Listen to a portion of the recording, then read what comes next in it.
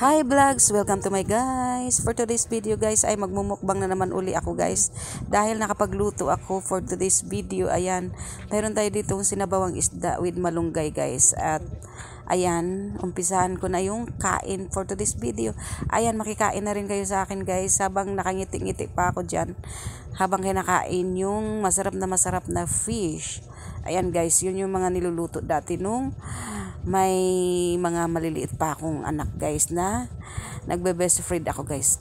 Pag may sabaw kasi yung kinakain guys, maraming gatas yung maiimbak dyan sa ating katawan. Kaya busog na busog din ang ating baby pag ganyan yung mga ulam na kinakain natin. So ayan guys, sarap na sarap akong kumain dyan guys. At sabayan nyo na rin ako habang nanonood kayo dyan sa akin. At para na rin kayong kumakain nga kasabay ko guys. At mabubusog na rin kayo habang nanonood sa akin. Ayan, enjoy lang natin ang buhay guys.